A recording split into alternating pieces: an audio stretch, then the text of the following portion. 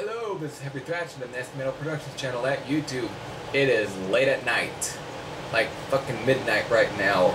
So, and I need at least a video to upload. So, I am gonna do a top 10 list. This is at least top 10, at least favorite obscure thrash metal releases. And I've got at least quite a bit of thrash metal, and I do have a few, obscure ones. Some that, this is just a list of ones that I don't see get quite a bit of talk, but kind of do, but not enough. So, I'm going to talk about them. So I think first one, this is like, I'm going from 10, so, alright. Number 10 would be Kubla Khan. This is the Hardcore Demo series released on Wild Rags. Let me take that out for a bit.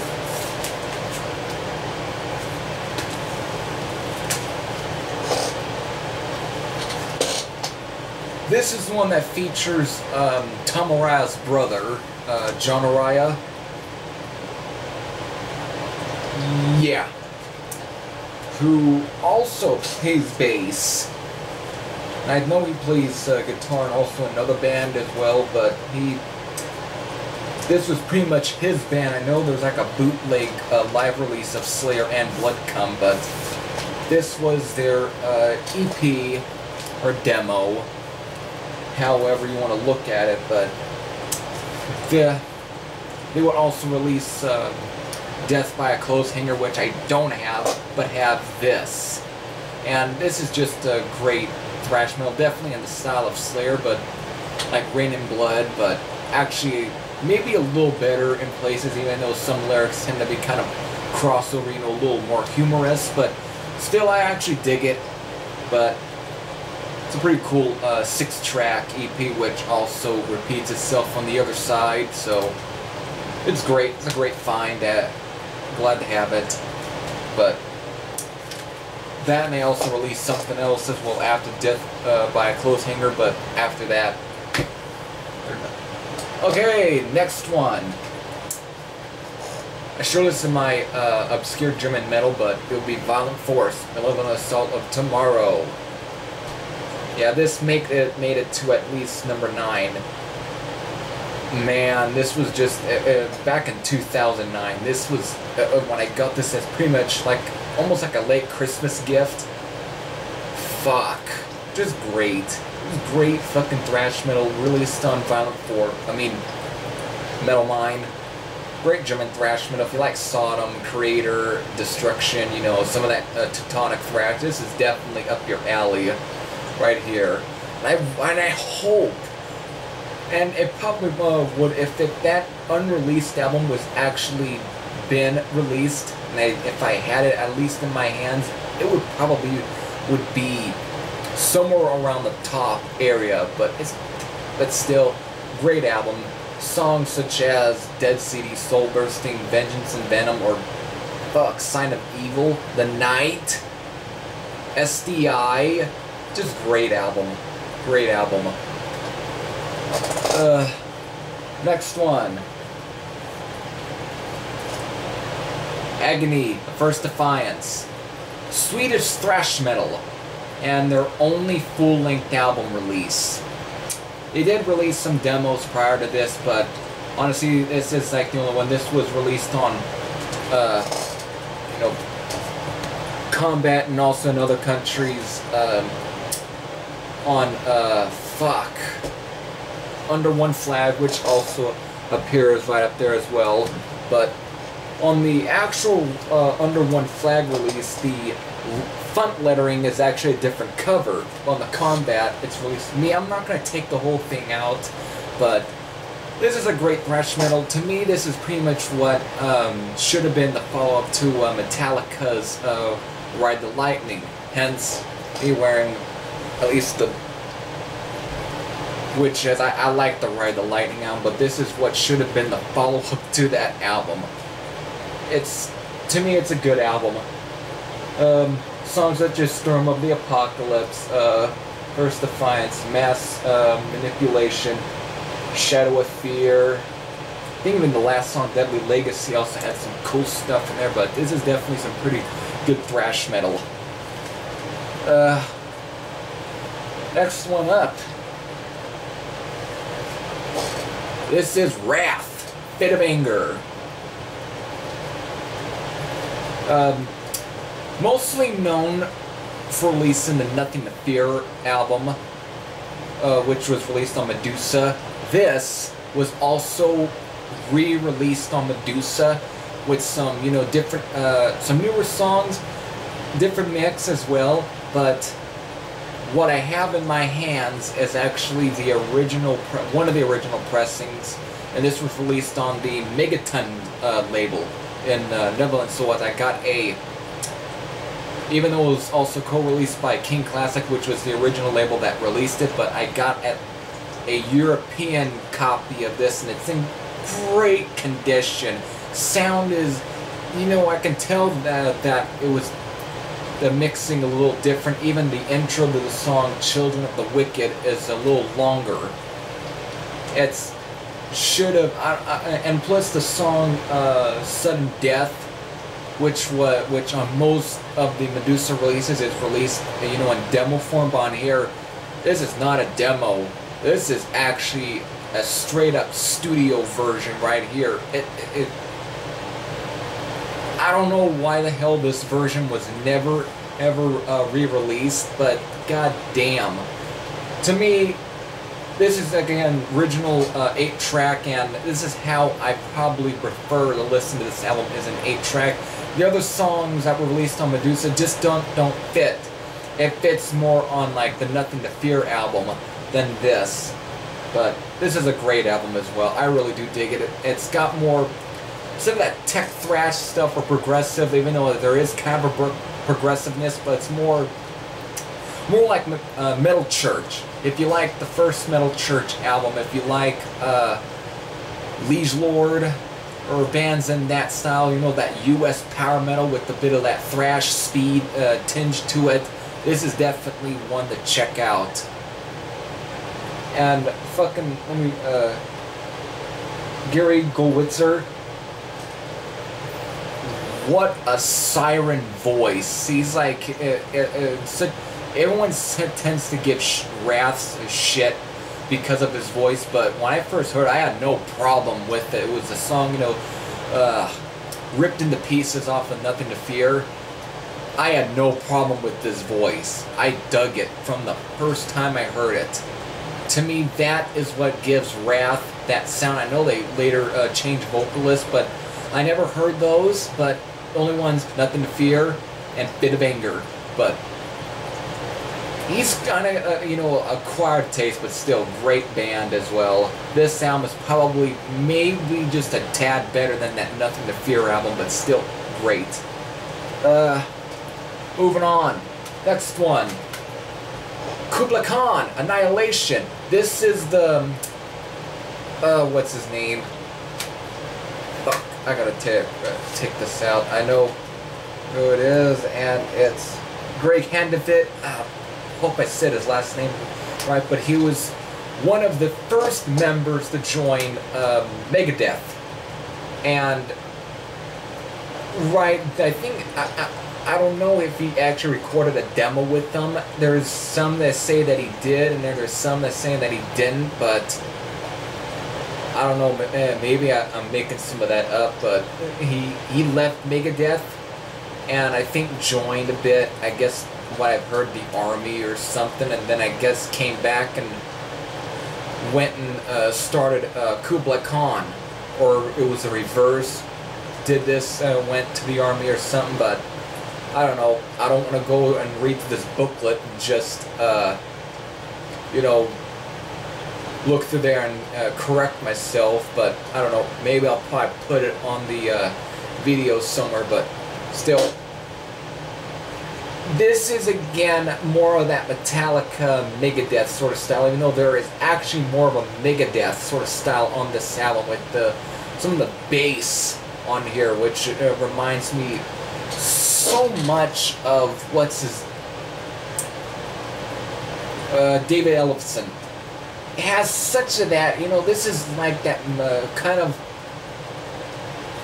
To me, this could have been the follow-up to So Far So Good So What. Some say that this should have been the follow-up to Peace Sells, but this should have been the follow-up to So Far So Good So What, because it just has that sort of sound. Just more, it's, you know, those early Megadeth albums before Marty Friedman. But if you really dug those ones and didn't really care for, like, you know, Rest in Peace, this is definitely one to check out. And just great speed thrash metal. I think I'm going to read through here again, but I think, yeah, Greg does do the vocals in here. He's not, you know, he's not a bad vocalist. I guess he does have sort of similarities to Dave Mustaine, but just a little more grit to it. I don't know. I think a little more grit and not so high pitched. He's got that sort of style right there, but it's more grit to it. All right, what is next on here? And that is clocking in at number 5. This is Demon Preacher by Death Wish. And again, it's a pretty good British thrash metal. While the first album was good, I wish that album also got reissued by Dive Bomb, but this is again a great thrash metal. This is more got that Slayer sort of riffs, but really actually just, you know, razor sharp. But some of these songs are good, and plus the cover of Black Sabbath's Symptom of the Universe is just great. Fucking great. But songs such as the title track and then Carrion. Oh my god, when I heard Carrion for the first time, I'm like, shit. I really liked it, but once I came across this album at Rasputin down in Fresno, I had to pick this up. I had to. This was like, fuck. They have a copy of Demon Preacher. I gotta get it. And I did. Great album. Loved this album from start to finish. If you call yourself a thrash metal band and a fan, and probably don't have this, I would say this you wouldn't harm yourself by picking up this, because it's just great. And I would love to see a reissue of that first album, At the Edge of Damnation. I think that's what that album's called. What's next? Blood Feast, Face Fate. Now this is an EP, but when I mean favorite obscure thrash metal releases, I'm not technically meaning albums. I'm actually meaning anything from either singles or EPs, or demos. It can mean anything, but right here, even though I have at least a few other Blood Feast albums, this one just seemed, that or Kill for Pleasure seemed to come to mind. I mean, I like Chopping Block Blues, but this for some reason just comes to my mind, and this was one of the first Blood Feast releases I ever heard. When I heard the song Bloodlust, I was like, that. Even though I was more introduced to by the Chopping Block Blues album, I think it was the song Chopping Block Blues. I think so, that was one of those, and even though it was good, I liked it, but once I found out that this was the same band that did that, yes, because the logo was a little slightly different, because it's got like, you know, an upside down cross, kind of like, I don't know, I take it kind of similar to Slayer, but Slayer never really used a lot of that upside down cross other than like on back covers or artwork, other than like that, but not really for the logo. But still, even the music has got that Slayer, you know, sound to it. But still, when I heard that song Bloodlust, I was like, this is cool. I've never heard this band before. Once I found out that this was the same band that did Chopping Block Blues, I was like, shit. This is great, and a great EP. When I thought I would never find this at a record store, but when I did, it was like sealed. Because this is actually a repress from 2006, which is very weird because I don't see this copy normally pop up. But mostly at Rasputin I do, though I don't think I saw it the last time. But still, when I saw it at Rasputin, it was like great, and it was one of the first, I think, really full Blood Feast album releases I ever heard, and finding it and having it to be one of the first Blood Feast releases to have, great. To me, this is at least what summons up Blood Feast in a good way. It's like just everything, and you know, the song Face Fate, which was also covered by Sinister, you know, who I showed in my video of metal from the Netherlands. They covered it on like one of their last album, not the recent one, but the one before that, which was made like a bonus track or something. But still, I would love to hear that, because of Jesus Christ. Anything that's, if you're gonna do at least a Blood Feast song, at least do something off of this, or even Kill for Pleasure. But to me, even though it just great. The next one, showed this in my private release, or some of those, I think it was that video where I showed like my private release stuff. This is Wolfpack, Total Head Removal. Oh, this is just great. Great British thrash metal. Britain normally doesn't get a lot of thrash metal, and god damn it, that is going to be an honorable mention, but I'm probably going to kick myself for not putting it in here. It's another British thrash metal, but I'll talk to that after I'll grab it. But still, great album. To me, it's got that Venom sort of sound to it, even a little bit of Warfare and Motorhead and some things, but mostly like Warfare and Venom. I see this band get, you know,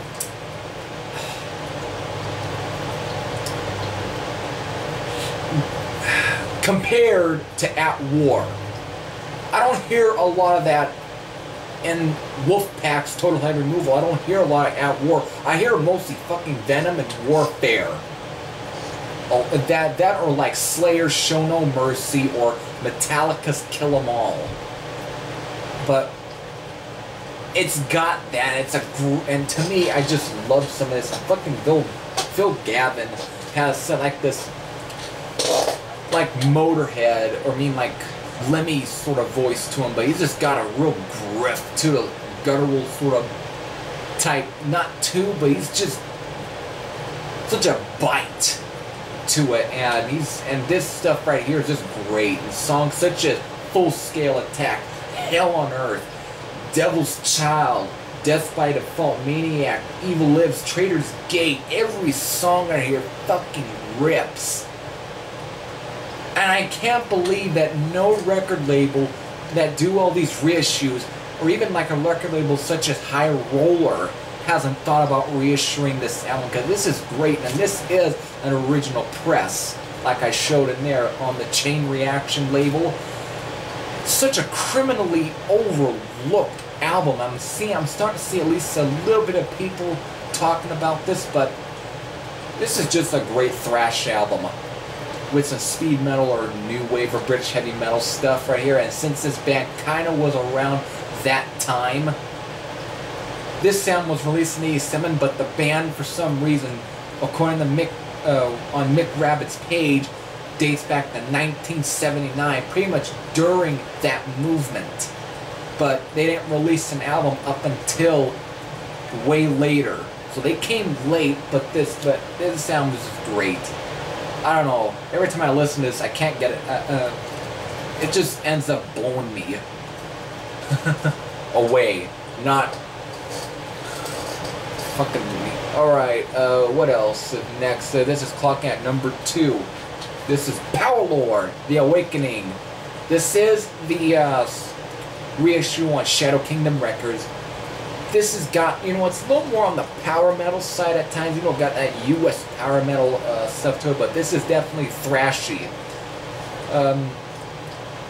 It's got some cool riffs in here as well, and to me, this is just, you know, songs such as Masters of Death, Malice, fucking The Invasion of the Lords, Merciless Tyrants, and the song The Awakening Power Lord. This album just, you can almost consider this an EP, but I've seen this also being considered a full length, and it is around 30-minute mark. But even though it's 6 songs, they packed this with enough progression, enough riffs that just does not bore me to death. And I haven't listened to this in a while, but I don't need to, because I've listened to this enough to where I actually can remember most of this album. It's just, and I originally downloaded this back in 2010, and I just played the shit out of this. This was just a great fucking release. Great. Number 1. Even though I don't have an original copy, original copies go for a shit ton of money. And I know it was released on Relapse on vinyl, but hey, the band released it as part of a 2-disc release. So, Morbid Saint. However, the album I'm talking about is not Destruction System, but Spectrum of Death. Around the same time, because I found Blood Feast and Power Lord around the same time in 2010. Holy shit. When I heard Spectrum, I always saw that artwork, and it was the song Lock Up Your Children. Every time I heard that riff, and you know, those collage videos that people make of like the best thrash metal songs or some obscure thrash metal, that song would normally be in almost every video. Every time I heard that song, I see that artwork, I'm like, I want to hear more from this band. I checked out the whole Spectrum of Death, and I just played it all the fucking time. I just could not get enough of it. Wow. If you want to talk about one of the greatest obscure thrash metal albums, fucking Spectrum of Death would actually make that list. And to me right here, I'm mostly talking about bands that normally don't get a whole lot of talk, but goddamn, every time that they like fucking Spectrum of Death, that I just remember is, and I've heard that the vocalist Pat Lynn, I believe so was his name. I heard, and I can just open this up and yes, I am correct, Pat Lynn. I heard that he actually screwed his vocal cords up a bit. Almost same thing happened to old Dane with Sanctuary's Refuge and I, where he screwed his vocals up, but on this album, same thing happened to Pat Lynn. He screwed his vocals up so that on the same, even though he's got it, but you can tell that his voice is kind of shot on Destruction System, but on Spectrum of Death, he's like so Germanic. It's almost even kind of demonic in some ways. He's just like he sounds literally pissed, and it just, and the music itself, it just fit. To me, Spectrum of Death would rank up to there with even Dark Angel's Darkness Descend. It's got that sort of, you know, attitude to it. It's got that same sort of power. Like the first time you heard Darkness Descends, and to me that's what Spectrum of Death was like the first time I listened to that album, which I played constantly, and I played constantly the Spectrum of Death album. Great release, and I only downloaded it because of, you know, how much it went for at the time of 2010. But when the band reissued it in like 2012 or 11, somewhere around there, I think it was 2012, I had to get a copy of this.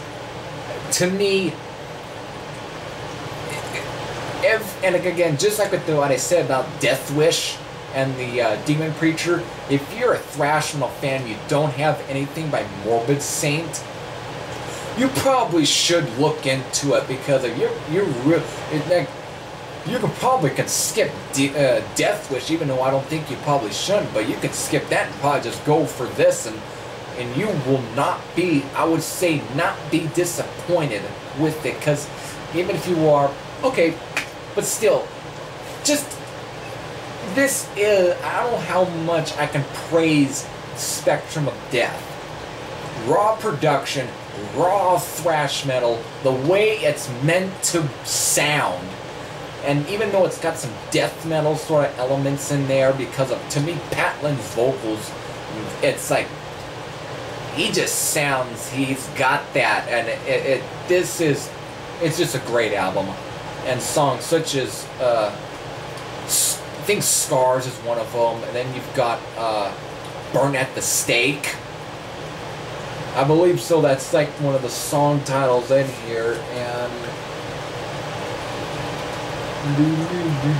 yeah, and there's Assassin, yeah, Burn at the Stake, which is good, and then you've got Assassin, which is a great song as well. The whole album, and I can't remember a lot of the song titles. To me, it's the riffs that do it, and fuck, it's a great album. But however, I did say I was gonna get something. It will be like, you know, a bonus to this video, and I'll be right back. All right, I am back. I got what I have. I can't believe I forgot totally about this band. To me, this was another album that I knew about for at least around the times of when I found some of these albums. Every time I saw the artwork and even some of the music, it's like, this is what introduced me to them, and it was Virus, Force Recon. Only have it on cassette, but I got a sealed copy of it. So this is in at least mint condition. And this is just a great thrash metal album. To me, this would probably be almost next to like fucking Demon Preacher and fucking Total Head Removal as almost like the king of the crop of British thrash metal. Maybe next to even Onslaught's The Force. Just great. I just love some of this music right here. To me, this is again kind of almost near a bit similar, like not too much like Spectrum of Death, but not too much like Darkness Descends. But to me, what I kind of what should have been at least a follow-up to Slayer's Hell Awaits. But it's got a little bit of Rain and Blood, but it's also got some of that progressiveness, even though it's more almost Bay Area and some of the, you know, little guitar intros. But when it comes to the music, it's just fast. It just runs in fast, just runs and like beats you with the freaking hammer, just constantly. That's what some of this music. It's like this band, even though when they slow down, when they pick up, they pick up. Everything right here, from like songs such as "Testify to Me," even the instrumental "Viral Warfare" is pretty good. But then you get Force Recon, Released from the Dead, No Return, BSSD, and the song Hungry for Blood, which, just another ripper. This album just rips, just from like from start to finish. And while there is definitely, I guess, what kind of slow the album down a bit would be, you know, this thing was Monster Mash. Something like that. They called it something, but it was like them playing the theme to Munster, and you know, the Munster's theme, and it was them, but like, you know, more of a metal way. It isn't bad, but for some reason I'm very fond of it. I'm really fond of it. Some I think might not be, but I'm actually really fond of the song. But other than that, this whole album just kicks ass. And I can't believe I even forgot to add in here, because it is a great freaking thrash metal album. And it's an obscure one as well, because I don't see a lot of people talk about Virus. But still, great album. And it's their best one. Yeah, you got the album that came before it. shit. Pray for War. He had that, and then there was Lunacy, and then they released about 2 EPs after that. I wanted to get the last EP from 2013, but I didn't. But still, it probably would have not topped this album. It probably would have not, you know, it probably would have not. So I don't think Virus can you know, can top an album such as Force Recon. They can't. So there you have it. At least top 10 or 11 obscure thrash metal releases. So, how I always end my videos. This is Heavy Thrash as saying, I am out. And it's fucking late, and I probably should be getting to bed, but I'm probably going to be listening to a lot of music, so I'm going to shut the fuck up.